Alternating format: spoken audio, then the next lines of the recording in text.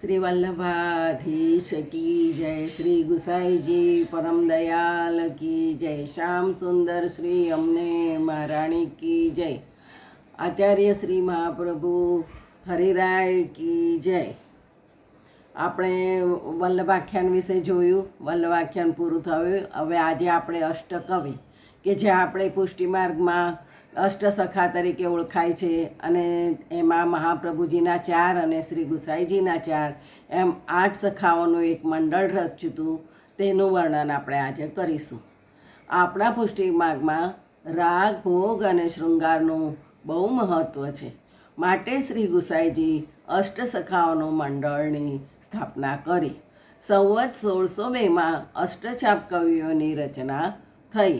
શ્રી ગુસાઈજીએ સાહિત્યના ઇતિહાસમાં સૌપ્રથમવાર સ્વતંત્ર લોક કવિઓને આ સર્વોચ્ચ સન્માન બક્ષી એક ઉજ્જવલ પરંપરા પ્રસ્થાપિત કરી. અષ્ટછાપ કવિઓ હિન્દી સાહિત્ય માટે કીર્તિસ્તંભ છે. તેમજ સંગીત ક્ષેત્રે અષ્ટછાપની ભૂમિકા ખૂબ મહત્ત્વની અને ગૌરવભરી રહી છે. મધ્યકાલીન ભક્તિયુગ સુવર્ણકાળ ગણાય છે. અષ્ટછાપ કવિમાં 4 મહાપ્રભુજીના છે અને 4 ગુસાઈજીના છે.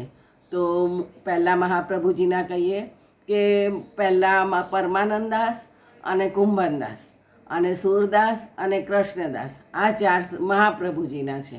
અને નંદદાસ, ગોવિંદ સ્વામી, ચતુર્ભુજદાસ અને ચિત સ્વામી એ 4 ગુસાઈજીના છે. આ મંડળની રચના રચી તેમને સન્માન આપ્યું.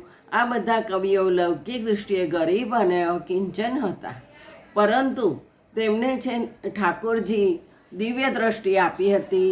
સર્વ લીલાઓનું તેમને દર્શન થતા હતા અને એ લીલાઓના દર્શન જેવા થાય એવી રીતે કીર્તન રચીને કીર્તન ગાતા હતા. આ બધા કવિઓ ભિન્ન ભિન્ન પ્રાંતના હતા. કુંભનદાસ અને ચતુર્ભુજદાસ ગોરવા ક્ષત્રિય હતા અને ખેતી કરીને ગુજરાન ચલાવતા હતા. સુરદાસ સારસ્વત બ્રાહ્મણ હતા, પરંતુ તે નેત્રહીન હતા. ગોવિંદ સ્વામી અને નંદદાસ સનોડિયા બ્રાહ્મણ હતા. પરમાનંદાસ કનોજિયા બ્રાહ્મણ હતા. કૃષ્ણદાસ ગુજરાતના કણબી પટેલ હતા અને ચિત સ્વામી ચતુર્વેદી બ્રાહ્મણ હતા. શ્રી ગુસાઈજી મહારાજનો હેતુ જાતિવાદનો નહીં, પણ શુદ્ધ કલાને આશ્રય આપવાનો અને નિર્ગુણ પ્રેમ ભક્તિના પ્રચાર અને પ્રસારનો હતો. ભક્ત કવિઓમાં ઉમદા ચરિત્રોના માધ્યમથી ભ્રાતૃભાવ દ્વારા આત્મીયતાનો તંતુ સંધાય અને સદ્ભાવની ભાવના છે. આ કવિઓમાં સહજ સરસ પદો દ્વારા નવી પેઢીના વિકૃત માનસને સ્વસ્થ અને સંતુલિત કરી એમને જીવનનો સાચો આનંદ પ્રદાન કરવાનો હેતુ છે. અષ્ટછાપ કવિઓ પૈકી વલ્લભાચાર્યજીના અને ગુસાઈજીના 8 સેવક થાય છે. આમાં કુંભનદાસ સૌથી મોટા 115 વર્ષ ભૂતલ ઉપર હતા. તેમણે 400 પદની રચના કરી હતી. સુરદાસજી 105 વર્ષ ભૂતલ પર હતા. તેમણે 1.25 લાખ પદની રચના કરી હતી, પરંતુ તેમાં 1 લાખ પદ તેમણે લખ્યા હતા અને 25,000 ઠાકોરજીએ લખ્યા. તે સુરશ્યામ છાપથી છપાવ્યા. એમના પદોમાં સંગ્રહ સુરસાગર તરીકે પ્રસિદ્ધ થયા. સુરદાસ પુષ્ટિમાર્ગના જહાજ તરીકે એમની પ્રતિભા ખ્યાતિ વ્રજભાષાના મહાકવિ હતા. પરમાનંદાસ 91 વર્ષ ભૂતલ પર હતા. તેમણે 2000 પદની રચના કરી હતી.